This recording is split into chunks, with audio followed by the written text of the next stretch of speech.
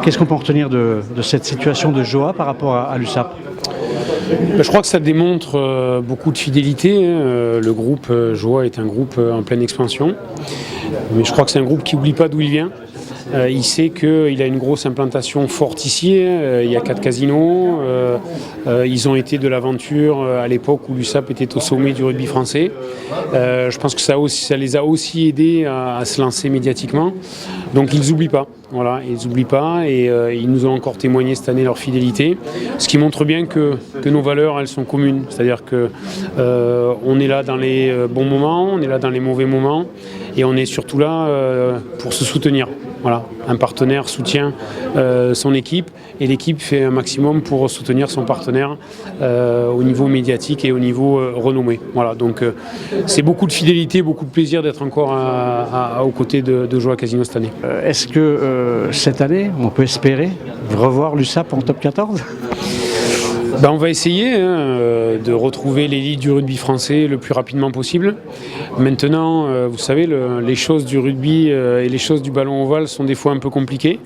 Entre vouloir et faire, des fois ça ne se passe pas tout à fait comme ça. Donc sachez que nous, au quotidien, on va mettre tout en œuvre pour récupérer très rapidement le niveau qui doit être le nôtre dans l'élite du rugby français, en mettant en place une vraie stratégie commerciale, en mettant en place un vrai programme de satisfaction pour nos clients, en mettant un vrai travail autour de notre communauté de supporters, de notre communauté de fans, pour donner un maximum de moyens à notre équipe professionnelle. Et je pense que c'est de ces synergies que naîtra la remontée, si elle existe, et notre maintien en top 14 le plus rapidement possible. Il est évident que sur un partenariat comme le leur, qui est un niveau de partenariat officiel, à un certain niveau financier, ça nous permet forcément de combler notre budget. Voilà, on a un budget aujourd'hui entre 10 et 11 millions d'euros, qui est constitué à plus de 70% par du sponsoring. Donc il est évident qu'un partenaire financier important comme l'est le groupe Joa, c'est un partenaire qui apporte sa pierre à la construction d'un projet ambitieux pour le club.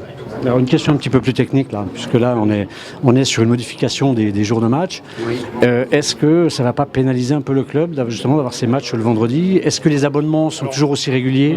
On s'aperçoit comme à chaque fois, vous savez, les changements d'horaire dans le rugby français, c'est l'Arlésienne. Donc ça fait 10 ans que le rugby français est télévisé à peu près régulièrement. Ça fait 10 ans que les horaires changent quasiment tous les ans. Donc quand on est passé du créneau du dimanche au créneau du samedi, ça a râlé. Du samedi au vendredi, ça a encore plus râlé.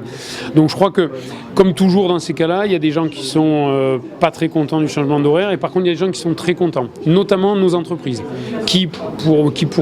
inviter des clients le vendredi, c'est forcément plus facile que le dimanche. Donc autant il y a des gens qui sont pas très contents du changement d'horaire, autant on a une communauté de partenaires qui elle est plutôt satisfaite du fait qu'il va pouvoir inviter leurs clients le jeudi et le vendredi. Donc globalement sur les abonnements on est bon quoi. Globalement on est dans les chiffres pour l'instant. Voilà. 5e année de participation et de partenariat avec l'USAP. Vous avez toujours été là, je veux dire quand ils étaient en top 14, maintenant 2e année en Pro D2. Qu'est-ce qui motive aujourd'hui Joa Casino à soutenir une équipe qui a malgré tout descendu de classement? Ça reste de toute façon une équipe très performante, avec beaucoup de notoriété. L'USAP, c'est sur la scène nationale et internationale, ça reste quand même une équipe très très forte qui véhicule des valeurs qui vraiment nous correspondent. C'est pour ça qu'on a tenu vraiment à continuer à les suivre, que ce soit aujourd'hui en Pro D2 comme avant, lorsqu'ils étaient en top 14. Alors le budget, on peut annoncer le budget, vous pouvez annoncer le budget qui est alloué à l'USAP? Écoutez, c'est le même budget en tout cas que les années précédentes. Effectivement, on a décidé de jouer le jeu lorsqu'ils étaient en top 14 et depuis l'année dernière en Pro D2, c'est le même budget. On a renouvelé la même confiance, on a la même présence sur le maillot, donc rien n'a changé sur ce plan-là. Vous avez eu la volonté de démocratiser les casinos Joa pour augmenter votre potentiel de clients. Aujourd'hui, comment se porte Joa?